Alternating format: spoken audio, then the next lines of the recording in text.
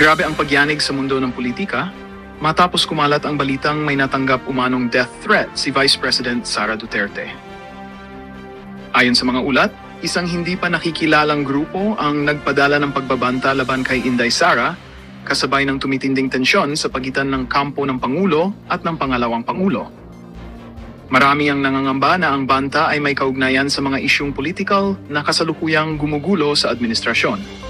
Samantala, lumalakas naman ang espekulasyon na si Pangulong Bongbong Marcos umano ang nasa likod ng mga panggigipit laban sa Vice-Presidente. Ayon sa ilang taga-subaybay, desperado na raw ang Pangulo na mapanatili ang kontrol sa gobyerno at gagawin umano ang lahat upang mapahina ang impluensya ni Inday Sara. Bagamat walang matibay na ebidensya sa ngayon, hindi maikakaila na patuloy na lumalalim ang hidwaan ng dalawang mataas na opisyal ng bansa. Habang tumitindi ang issue, nanawagan naman ang publiko ng maayos na investigasyon at patas na hustisya. Maraming mamamayan ang umaasang hindi mauwi sa karahasan ng bangayan sa loob ng pamahalaan. Patuloy namang naninindigan si VP Sara na hindi siya uurong sa anumang banta at ipagpapatuloy niya ang kanyang tungkulin sa bayan sa kabila ng panganib sa kanyang buhay.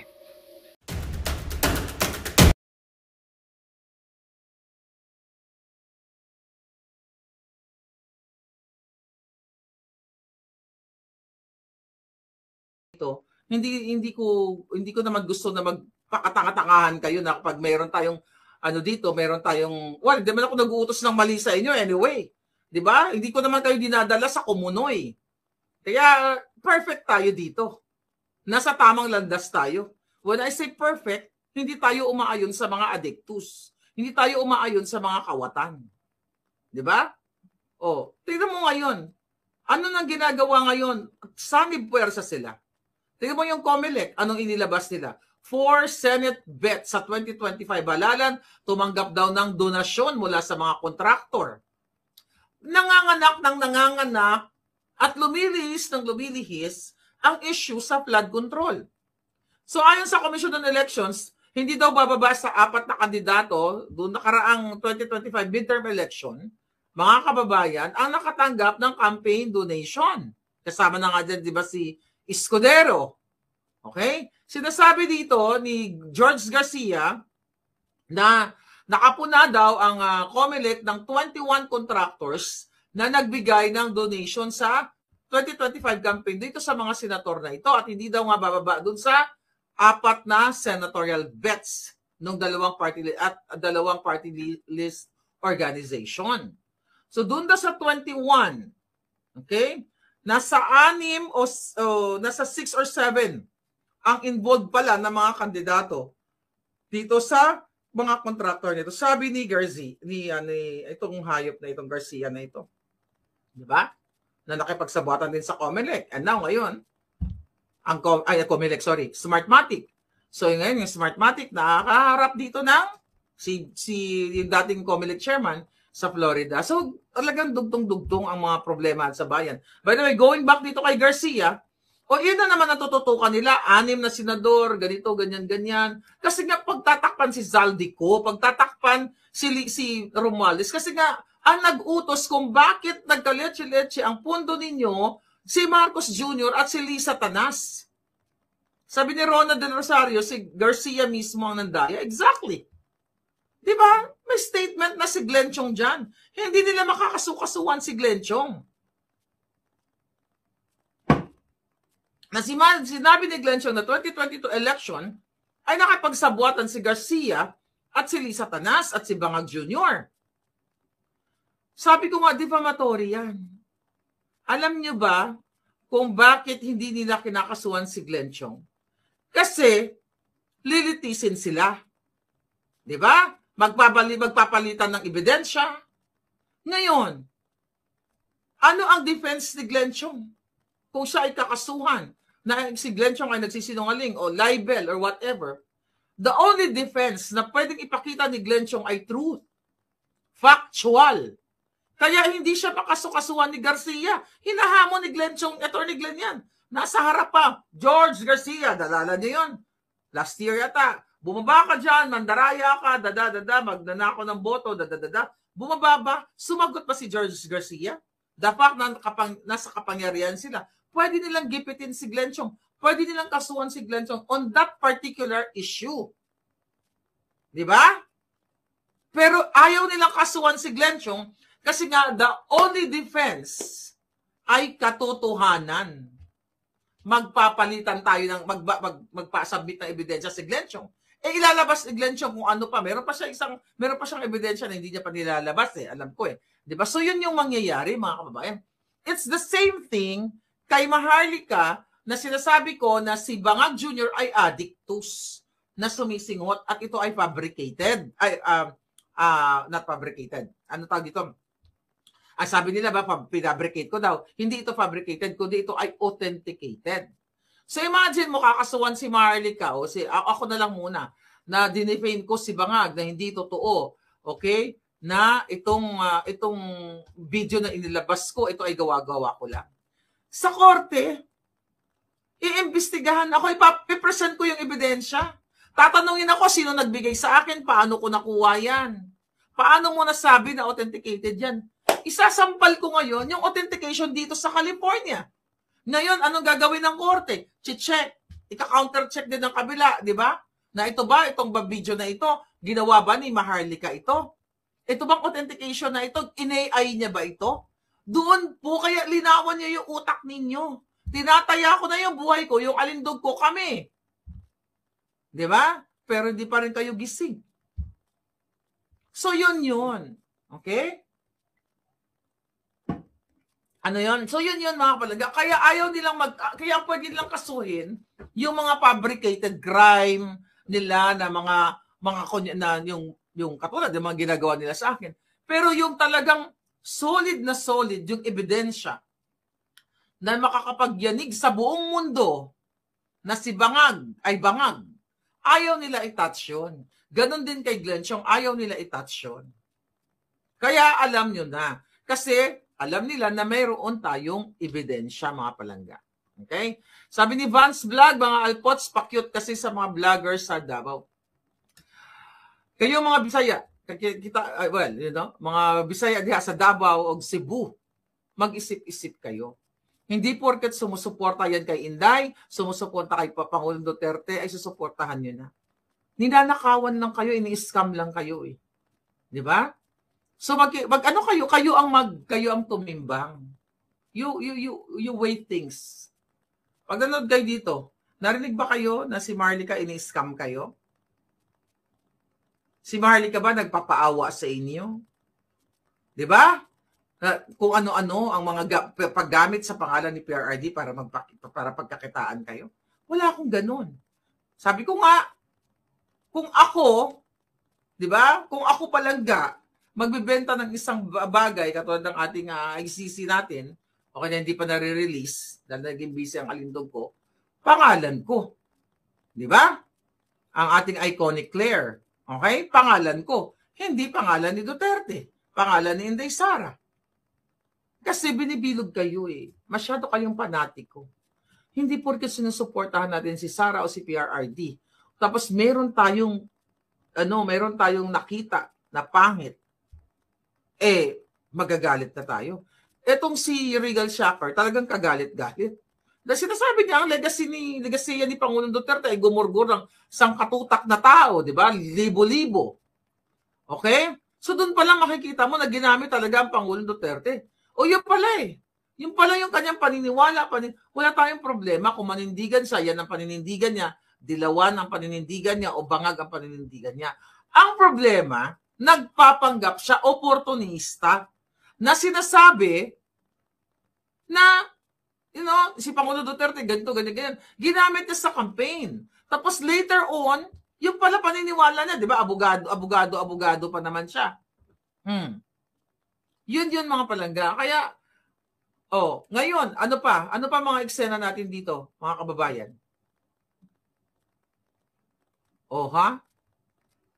Mayroon nagsalita na isang personalidad na naman. Well, ano na nga ito what do you call it? Laos na actually. Yung Apa Ongpin ng Makati. Nagsalita na imbestigahan daw si Inday Sara tungkol dito nga sa flood control na ito, ganito, ganyan. So, di ba?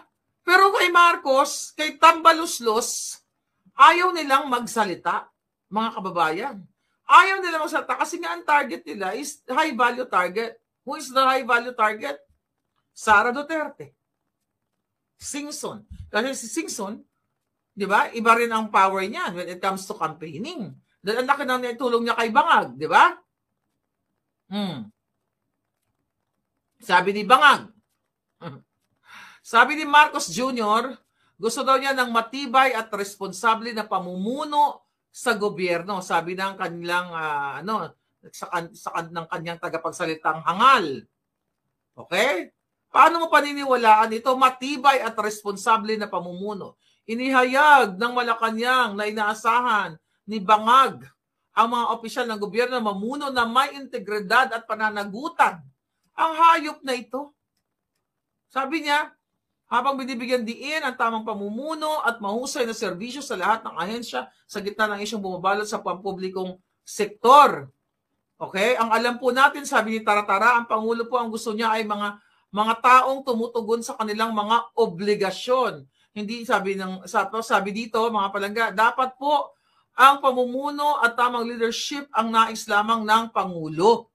Kasi tinanong siya kung tungkol dito sa manager na si Vic Veloso na binoljak natin. Ayan, trending na naman siya ngayon. Dahil ineko natin dito, di ba? Yung GSIS president na ayon sa ating mga informante at mga tao dyan sa loob mismo ng GSIS na almost o mahigit 8 billion.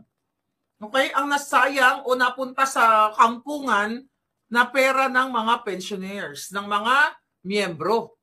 O ang sagot lang ng Malacanang dyan, ng mga ahas, ng mga bangag, hindi naman daw agad-agad. Okay? Nabibigla dahil kung mayroon pa daw reklamo ngayon, dapat itong inaaral ang masisinan chuchu-chuchu. Wala nang kwenta. Ang sinasabi nila na gusto ni Bangag na may integridad, may dignidad. Wala na pong dignidad ang gobyernong ang Bangag administration. Lahat ninanakaw nila as in zero. Nada, mga kababayan. Puro na lang pagnanakaw, puro na lang paggigipit. Ito ang mga pangyayari ngayon.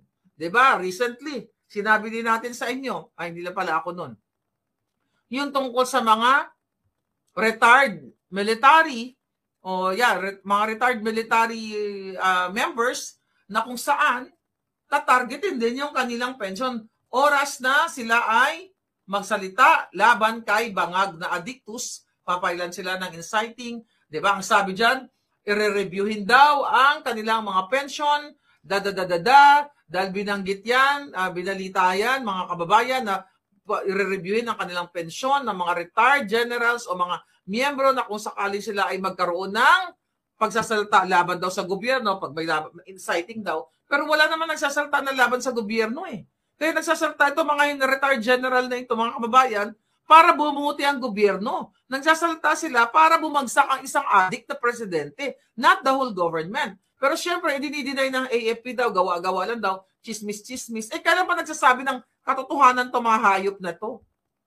Kailan ba nila inamin na si Marcos ay addict? Okay? Yeah. Butod, saan na? Okay, sabi ni si Santos, butod, saan mo sinaksak ang pera ng bayan? So, di ba? So, wala nang saysay ang mabuhay sa Pilipinas kung kayo ay ganyan kahirap ang buhay, ganyan ang krimen, ganyan ang korupsyon, dahil wala pa talaga naninindigan sa inyo. And now, ito nga yung 6.7 trillion na naman for 2026 budget. Kawawang-kawawa kayo dahil halos, hindi natin alam, not only 50%, baka 3/4 mga kababayan ng pondo ninyo. Ang pondo sa infrastructure. Kasi ang pondo ng bayan, di ba? Ang pondo ninyo, mga taxpayers' money, pagbayad sa sweldo ng mga kawani ng gobyerno, and the rest program, healthcare, infra, gamot, libre, chuchu-chuchu, ganyan. DSWD, mga kalinga sa mga bata. Ang binibigay sa inyo, barya-barya lang. Walang malalaking infra projects. Dahil kaya nga kayo binaha, buong Pilipinas binabaha. Wala, kasi halos lahat ng pera ng bayad. Bayad kayo ng bayad ng tax. Trabaho kayo ng trabaho. mga kababayan. Ang tax ninanakaw lang nila. Kasi tapos, ayaw niyong kumilos. Sino ang kikilos, mga kababayan? Ayaw niyo eh. Baon na ang bansa sa utang, sabi ni Odette. Ayun na nga, araw-araw inarap niyo, wala kayong mga talawan kayo. Yes, you are talawans. Huwag kayong magreklamo. Alam nyo, ganito na lang yan. Nagreklamo kayo sa baha, sa tubig, sa delubyo, lahat. Huwag na kayo magreklamo, tiisin nyo na lang yan. Kasi ayaw nyo naman manindigan. Alam mo, isang bulto lang yan eh. Milyon-milyon kayo dyan sa Luzon, sa Maynila. I-pressure nyo lang na bumaba na ang isang addict. Pero ayaw nyo gawin. Kasi ang Pilipino, ganito ugali ninyo. Okay? Okay, ganitong ugali ng karamihan sa Pilipino. Okay, mag-comment kayo dyan. Kapitbahay, magpapatayo ng mataas na bahay. Okay? 1, 2, 3, 4th floor. Tapos yung mga, kunyari, si Inday nag-Japan, nag-Saudi, nag-Hong Kong, nag-Amerika, papatayo ka ng 4-story building. Bakit ka magpapatay ng 4-story building? Kasi you have money, nag-abroad ka, nag-abroad si ate, si kuya, para pagdating ng baha, hindi ka aabutin. Pero pag binalas ka, lilindunin ka. Let's talk about baha. Ngayon, biglang bumaha. Yung mga kapitbahay mo, na mga kalaro mo lang dati na ang buhay nila hindi nagbago dahil sa kahirapan, ikaw nakapag-Japan, nakapag kung ano ka man, taas ng bahay mo, di ba? Tapos nakita mo, ang kapitbahay mo, binaba, inanod na yung ang bahay. Alam mo karamihan sa Pilipino, kaya pangit ng ugali natin. Hindi ko lang alam kung saan natin namana yan. Saan yung namana yan? Ay, sila, ganyan. Naanod na yung ano nila, yung bahay nila. Yung sa amin, nakatayo pa. Kasi 4-story kami. Ayan, ganun-ganun.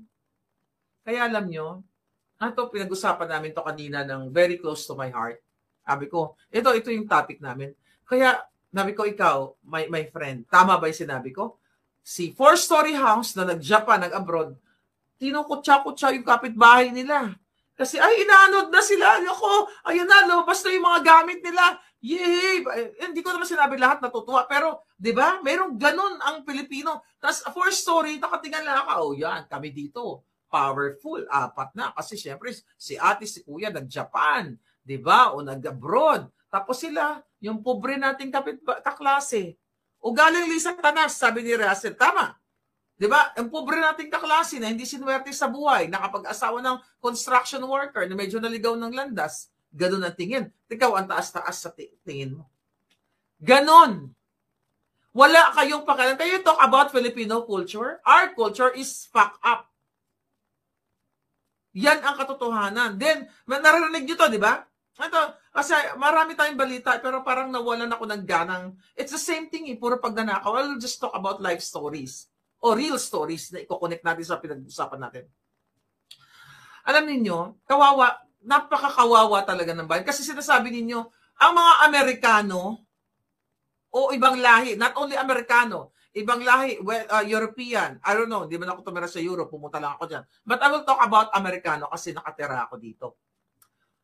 Di ba lagi tayong may mga Filipino community, mga chuba-chuchu, araw ng kagitingan, araw ng kalayaan, araw ng kaputahan, lahat na lang. Nakwento ko na ito, paulit-ulit na lang. Pag nandoon tayo sa isang event, puro kadyutahan. Yabang. Ayan, alam mo si ganyan. Alam mo, dating artista yan, ang puta-puta yan, ganyan. Ayan, ganyan. Dito sa Amerika, nagki-caregiver na yan. Ayan, ganyan. Wala tayong bayanihan. Yung mga event dito, whether sa Pilipinas, sa Amerika, sa ibang bansa, it's all show of outfit, bags, and everything. You talk about Filipino culture, wala kayong pagmamahal sa bayan. Wala, kaya forever tayong lulubog. You talk about Amerikano, wala silang, narinig ko kasi yan sa aking mga kaibigan. Sabi niya, ibang-iba talaga ang Pilipino tayo kasi yung kultura natin, mayaman, mapagmahal. Bullshit, hindi tayo mapagmahal sa kapwa natin. Hindi tayo mapagmahal, hindi ka kayo mapagmahal sa bayan ninyo eh. You talk about Americans. Ang Amerikano, okay? Pag nakakita sila ng bata na palaboy-laboy, kunyari 6 years old, 7 years old, na parang walang kasama. Tatawag ka agad ng pulis, ng rescue na may bata na nag-wander dito. Meron silang concern kasi yung bata napabayaan ng nanay, ng tatay, ganyan-ganyan. Dito sa Amerika, napapanood nyo naman yan ngayon dahil lahat naman yan nakipapanood nyo. Makita yung bata sa loob ng kotse, iniwanan mo.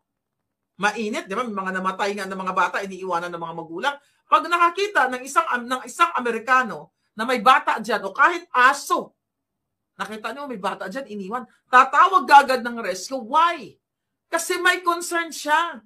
Hindi lang siya katulad ng Pilipino, ay, kaluluoy, kawawa naman, ay, sino kaya ang nanay niya? Tapos lalakad na lang palayo, you don't care about that kid. Tama, mali. Hindi napapanagot ang magulang sa pagkakamali. Bullshit ang ating kulturang pagdating sa ganyan. Walang pagmamahal ang Pilipino sa kapwa niya. Crab mentality habang ito about sinabi ko nga sa kausap ko. Kasi we talk about politics, we talk about itong mga issue na to. Sabi ko, sinasabi natin na, well, ako hindi, kultura, ganito, ganyan, mayaman tayo. Although binabanggit ko rin yan. Well, I think I am more on Filipino-Americans.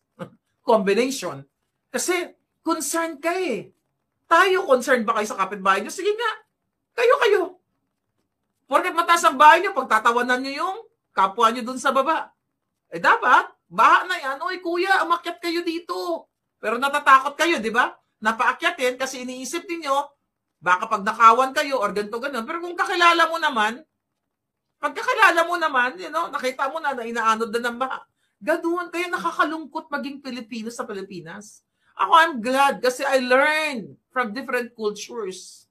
Kasi once nakalabas kayo ng bansa, makikita ninyo yung iba't ibang kultura.